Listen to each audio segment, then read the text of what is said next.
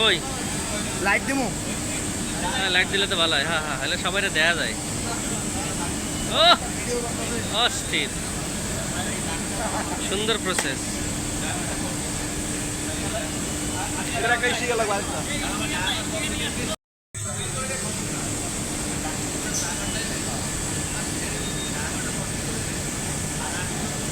এটা হচ্ছে কলার, কলার ডাইং হয়ে স্কুজার করে ফিনিশ প্রক্রিয়াধীন, এবং এইভাবে রোল করে করে